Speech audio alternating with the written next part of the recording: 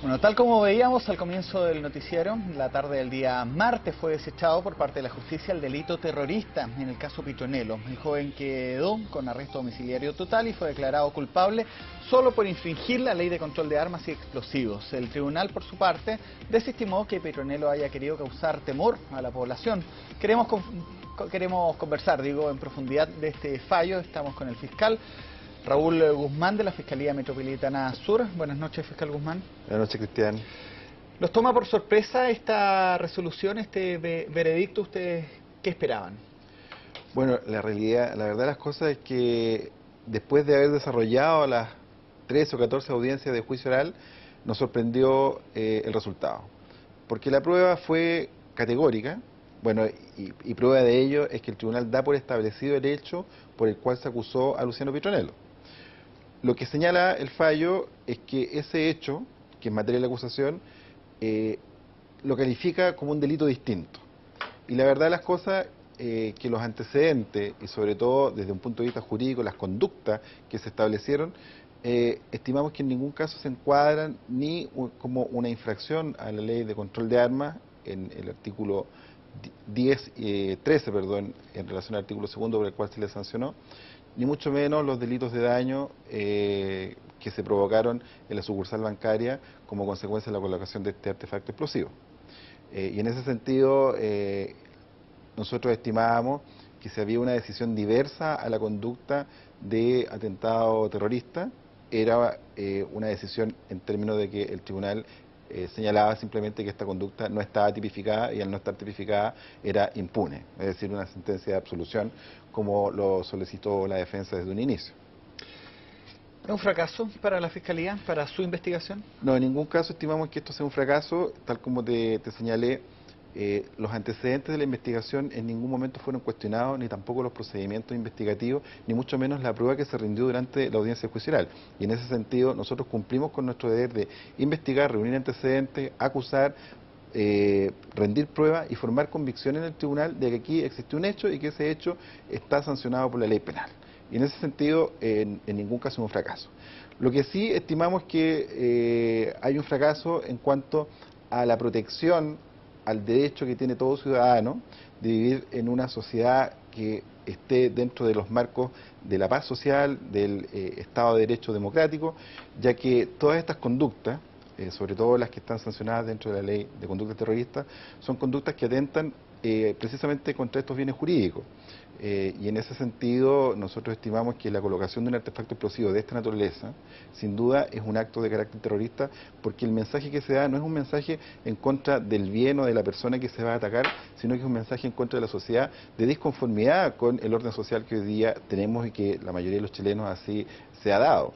Existen canales institucionales y democráticos a través de los cuales todas las personas pueden manifestarse, y estos no lo son. Me da la impresión que el tribunal, al ser esta sucursal bancaria un lugar solitario, no habitado, tomó como atenuante esta iniciativa. También las horas de la noche, a través de las redes sociales, la gente se pregunta si poner una bomba no es un acto terrorista, ¿qué es lo que es? Bueno, yo concuerdo absolutamente con lo que tú señalas y concuerdo plenamente con lo que se ha manifestado por la sociedad a través de las redes sociales. El hecho de que el lugar donde se coloca este artefacto sea un lugar que se dice solitario, porque la verdad de las cosas es que cuando uno revisa las imágenes de la noche en donde ocurre el hecho, inmediatamente llega mucha gente. Además hay gente que pasa por el lugar después de ocurrido el hecho. Minutos antes también. Y minutos antes también. Entonces no podemos decir que no sea un lugar que no sea transitado. Y precisamente es eso lo que la ley de conducta terrorista pretende proteger, el derecho de la persona a circular libremente por los espacios públicos. Cuando una persona va a colocar un artefacto explosivo, sobre todo de aquellos de fabricación artesanal, una vez que es activado este artefacto se pierde todo control sobre él. Puede activarse y detonarse inmediatamente, como ocurrió en este caso, y le provocaron las graves lesiones al propio acusado.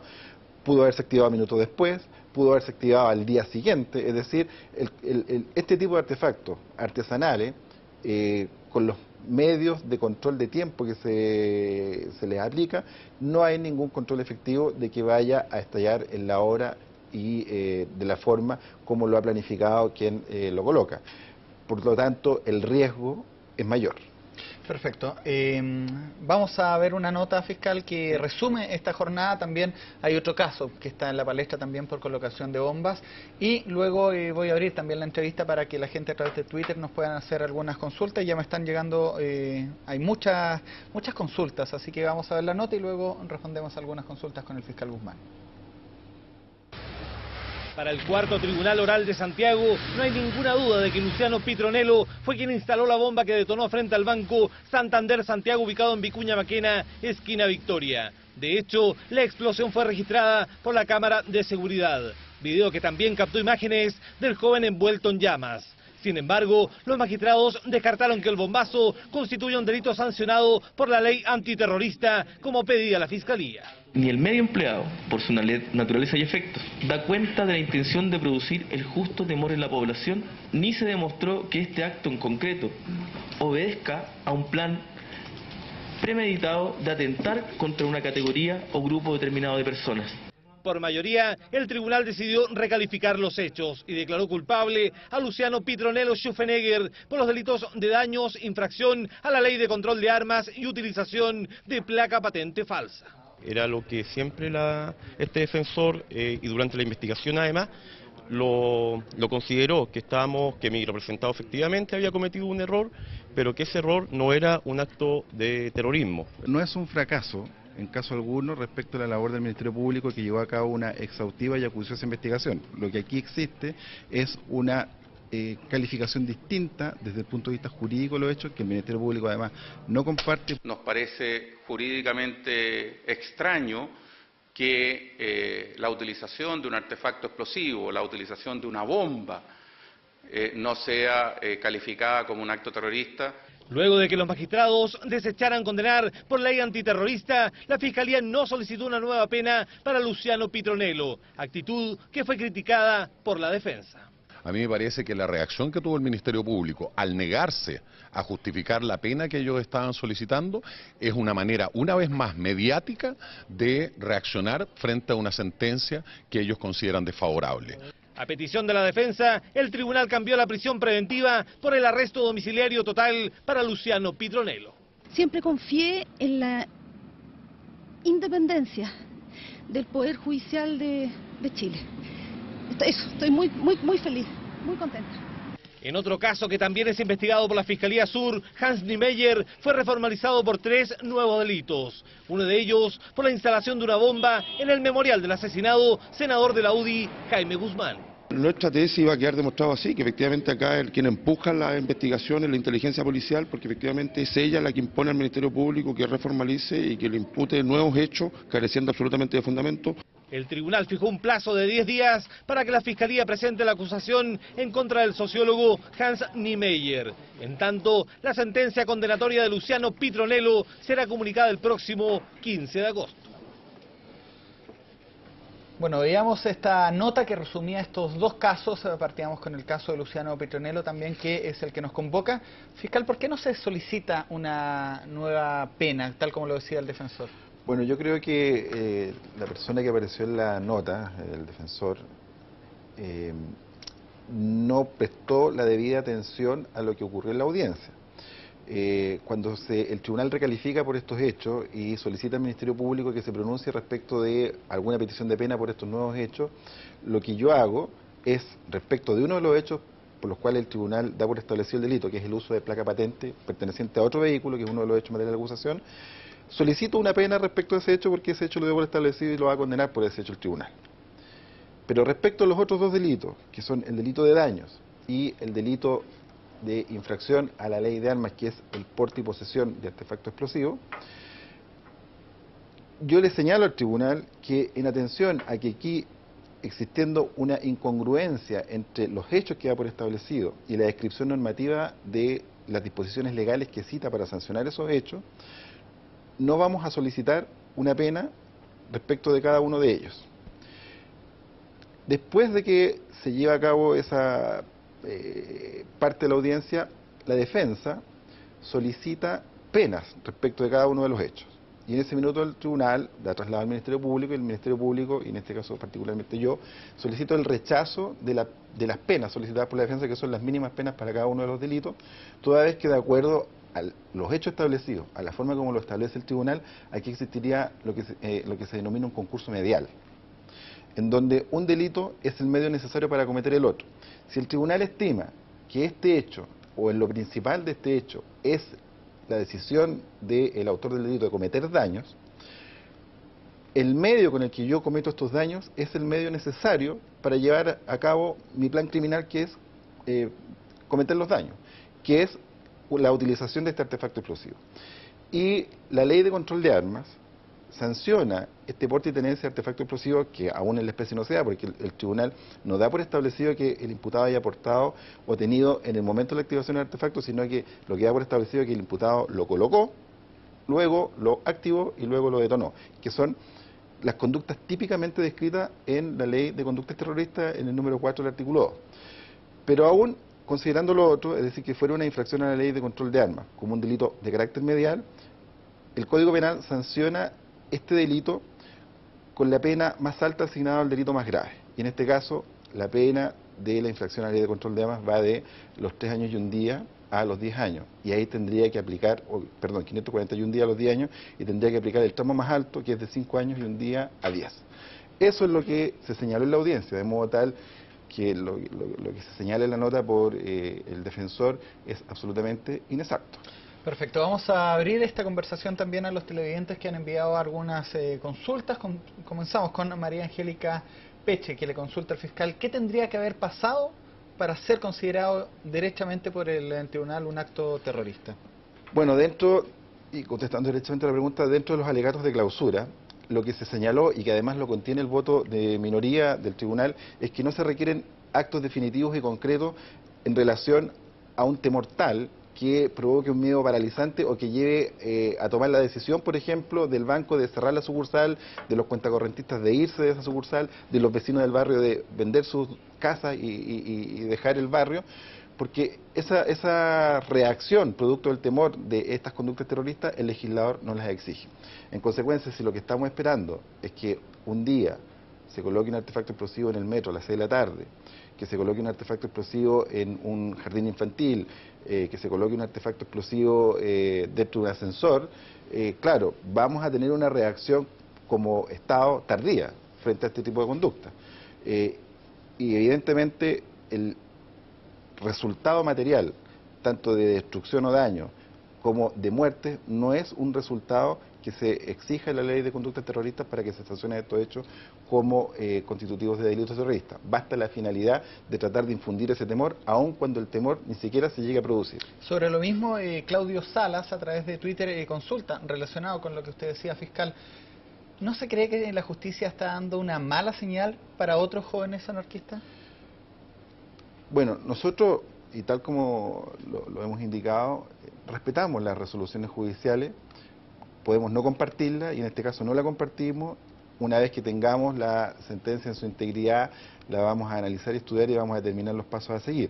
Sin duda la existencia de una decisión dividida con un voto que está por establecer el delito y sancionar al imputado por el delito por el cual el Ministerio Público acusó, es un antecedente categórico y serio de que nuestra actividad investigativa y nuestra acusación fiscal tenía el mérito para, y sobre todo la prueba rendida durante el juicio oral, tenía el mérito para producir convicción respecto a la existencia de ese delito.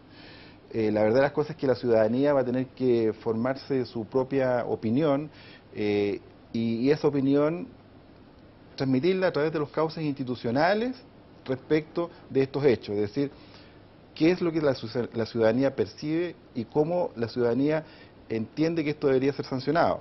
Y para ello existen cauces institucionales y espero que los cauces que utilice la ciudadanía no sea precisamente ir a colocar artefactos explosivos a los tribunales de justicia, porque en el fondo ahí estamos muy mal.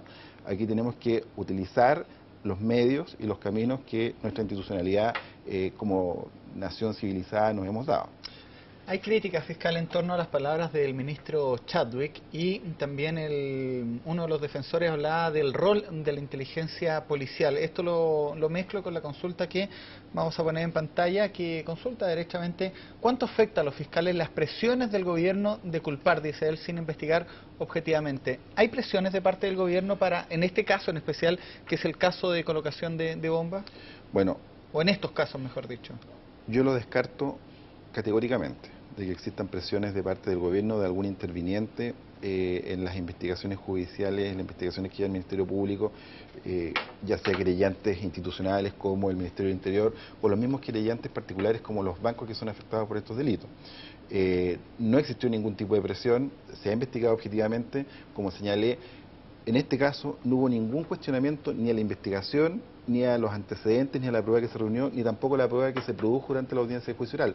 No hubo ningún cuestionamiento de la defensa respecto ni siquiera del trato que se le ha dado al imputado, que ha sido un trato en donde él ha podido ejercer todos los derechos que como imputado le corresponden.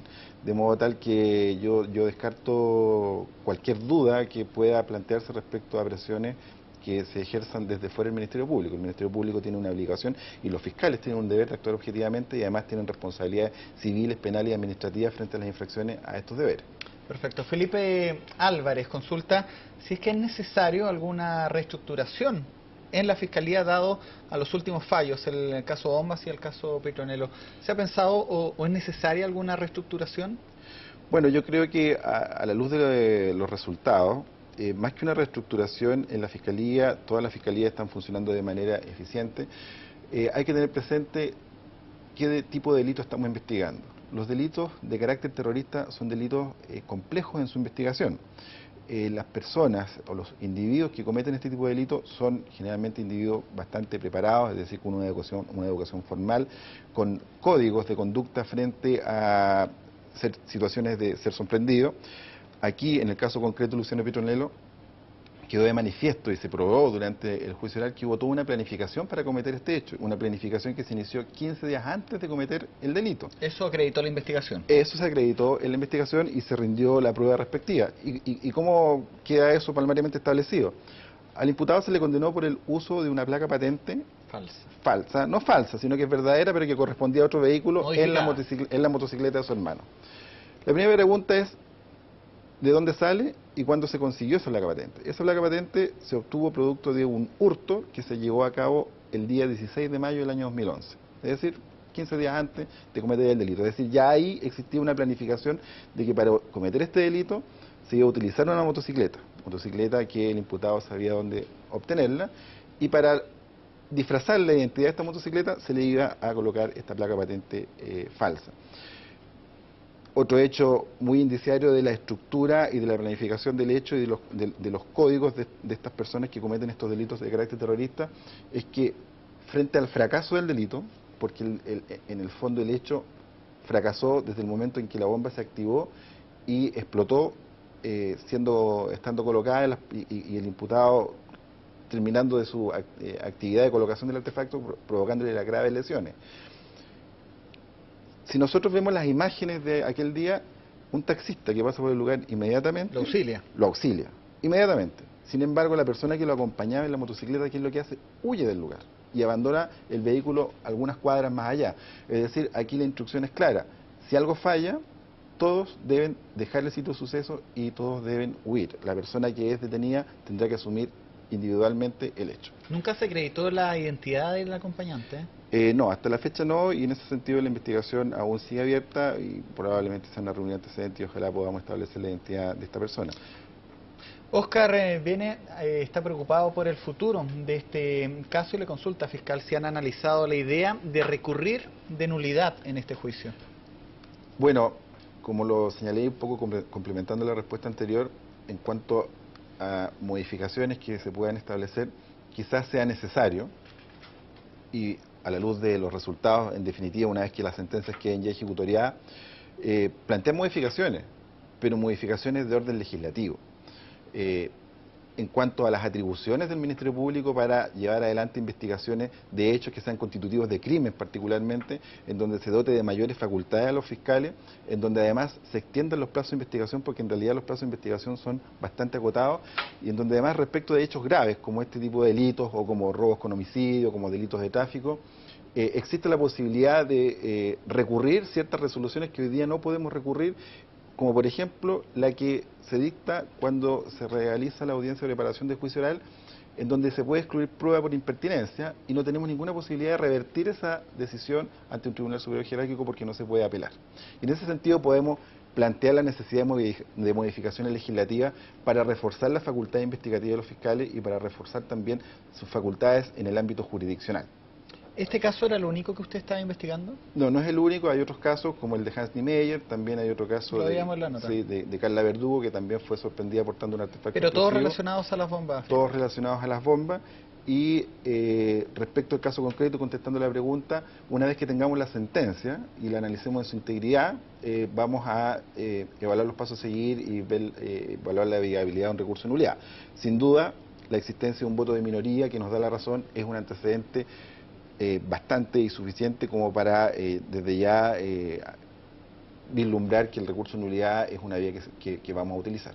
Es sorprendente la recuperación que ha tenido Luciano Pitronello a las imágenes que veíamos de este joven envuelto en llamas. Hay consultas también que tienen que ver con el estado de salud, la hace Patricio Tapia, y consulta derechamente quién pagó la atención médica del imputado.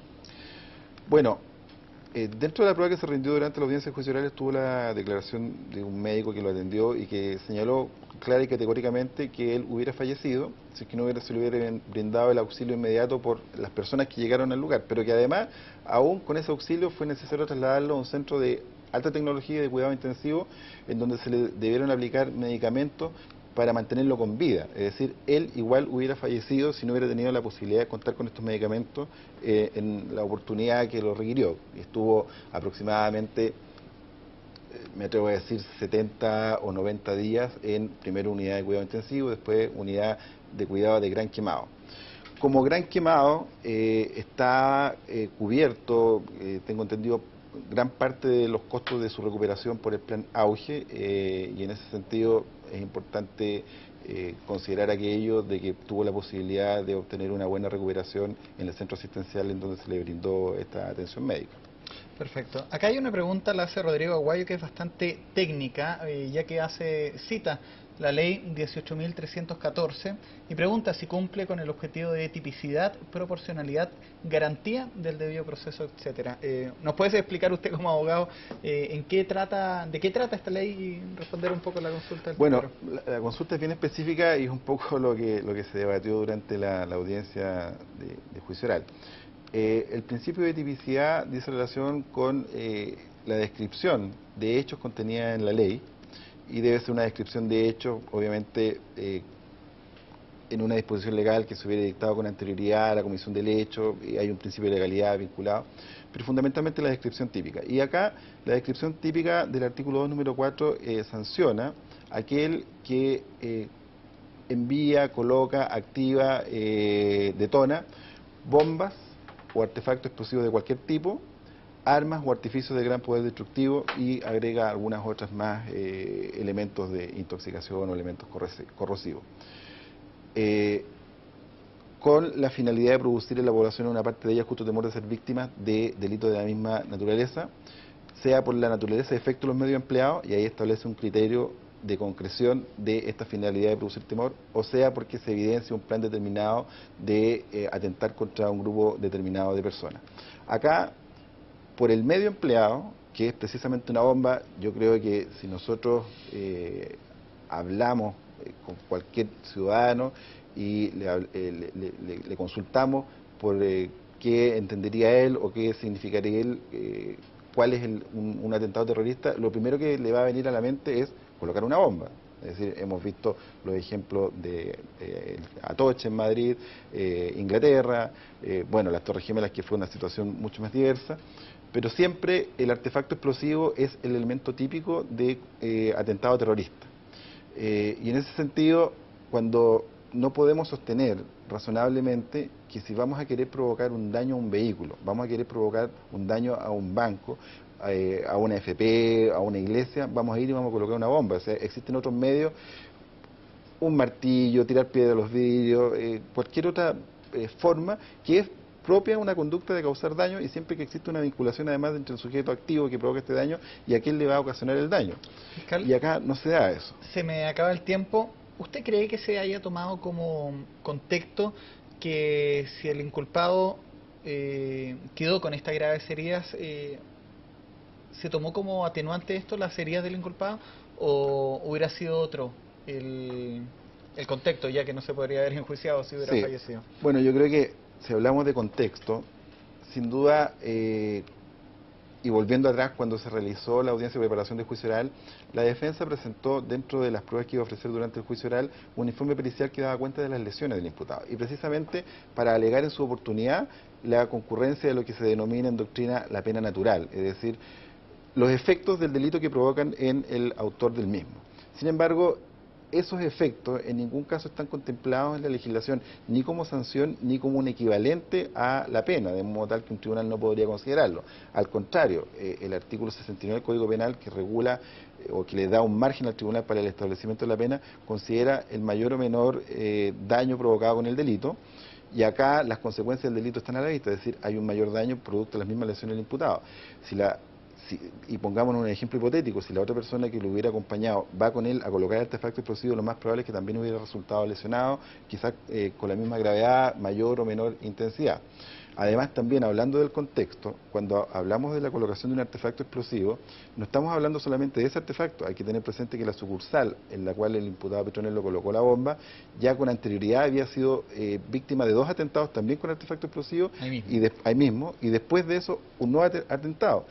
Y de los 150, 148 atentados que han habido en la región metropolitana, prácticamente la mitad son a bancos. Es decir, claramente aquí hay una intencionalidad de manifestar un repudio hacia la institucionalidad bancaria que rige hoy día dentro del país. Termino con lo siguiente. ¿Le llamó la atención las declaraciones de la hermana de Luciano Petronelo? A ver si lo podemos revisar en Twitter o en el sitio de internet, tengo entendido que están. Romina Petronelo, que dice: lamento la desestimación del carácter terrorista de las acusaciones de mi hermano. Sí es un peligro para la seguridad de la sociedad, dice. La propia hermana, llama mucho la atención esto. El contexto familiar, tengo entendido que también del mismo imputado estaba dividido. Bueno, ahí hay algunos antecedentes que la verdad prefiero no referirme a ellos. Sin duda llama la atención lo que la persona o la hermana tuiteó. No tengo la certeza que sea efectivamente emanado de ella, pero no me podría referir, pero sí la frase que se coloca en el Twitter es una frase que llama la atención. Perfecto. Cierro con lo siguiente, fiscal. ¿Cuál sería o puede ser finalmente la sentencia que se va a conocer el próximo 15 de agosto? Lo mínimo y lo máximo, los rangos que se manejan. Bueno, por el delito de daño, si lo consideramos individualmente, probablemente concurriendo las circunstancias atenuantes que alega la defensa, las que nosotros nos opusimos, pero es una facultad del tribunal, la mínima pena que puede arriesgar son 61 días de presidio menor en su grado mínimo. Respecto del delito del uso de la placa patente perteneciente a otro vehículo, la mínima pena que también podría arriesgar en este caso serían 541 días, y por el delito de infracción a la ley de armas también 541 días, y todos ellos permitirían un cumplimiento alternativo en el evento de que aquello ocurriera. ¿Esto es por la irreprochable conducta anterior del imputado? Claro, considerando la irreprochable conducta anterior del imputado y teniendo presente los rangos penales, se le pueden dar beneficio alternativo al cumplimiento de esas penas. Es en un escenario. En el segundo escenario que planteó el Ministerio Público, es decir, concurriendo un concurso medial de delito, la pena sería de 5 años y un día a 10 años. Perfecto. Muchas gracias, fiscal Guzmán, por esta explicación que nos ha hecho del caso y también las proyecciones que habrían ya para el 15 de agosto. Que tenga Gracias a ustedes por la invitación. Derecho democrático, ya que todas estas conductas, sobre todo las que están sancionadas dentro de la ley de conducta terrorista, son conductas que atentan precisamente contra estos bienes jurídicos. Y en ese sentido nosotros estimamos que la colocación de un artefacto explosivo de esta naturaleza sin duda es un acto de carácter terrorista, porque el mensaje que se da no es un mensaje en contra del bien o de la persona que se va a atacar, sino que es un mensaje en contra de la sociedad, de disconformidad con el orden social que hoy día tenemos y que la mayoría de los chilenos así se ha dado.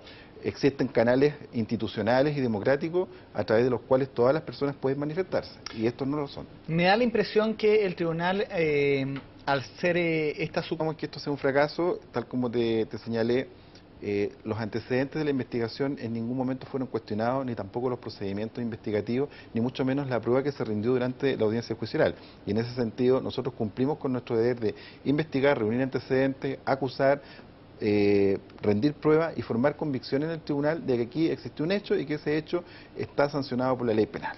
Y en ese sentido, en ningún caso es un fracaso. Lo que sí estimamos que hay un fracaso en cuanto a la protección al derecho que tiene todo ciudadano de vivir en una sociedad que esté dentro de los marcos de la paz social, del Estado. Bueno, tal como veíamos al comienzo del noticiero, la tarde del día martes fue desechado por parte de la justicia el delito terrorista en el caso Petronelo. El joven quedó con arresto domiciliario total y fue declarado culpable solo por infringir la ley de control de armas y explosivos. El tribunal, por su parte, desestimó que Petronelo haya querido causar temor a la población. Queremos conversar, en profundidad de este fallo. Estamos con el fiscal Raúl Guzmán, de la Fiscalía Metropolitana Sur. Buenas noches, fiscal Guzmán. Buenas noches, Cristian. ¿Los toma por sorpresa esta resolución, este veredicto? ¿Ustedes qué esperaban? Bueno, la verdad de las cosas es que después de haber desarrollado las 13 o 14 audiencias de juicio oral, nos sorprendió el resultado. Porque la prueba fue categórica. Bueno, y prueba de ello es que el tribunal da por establecido el hecho por el cual se acusó a Luciano Petronelo. Lo que señala el fallo es que ese hecho, que en materia de la acusación, lo califica como un delito distinto. Y la verdad de las cosas, que los antecedentes, y sobre todo desde un punto de vista jurídico, las conductas que se establecieron, estimamos que en ningún caso se encuadran ni como una infracción a la ley de control de armas, en el artículo 13, en relación al artículo 2 por el cual se le sancionó, ni mucho menos los delitos de daño que se provocaron en la sucursal bancaria como consecuencia de la colocación de este artefacto explosivo. Y en ese sentido, nosotros estimábamos que si había una decisión diversa a la conducta de atentado terrorista, era una decisión en términos de que el tribunal señalaba simplemente que esta conducta no estaba tipificada, y al no estar tipificada era impune, es decir, una sentencia de absolución como lo solicitó la defensa desde un inicio. ¿Es un fracaso para la Fiscalía, para su investigación? No, en ningún caso estimamos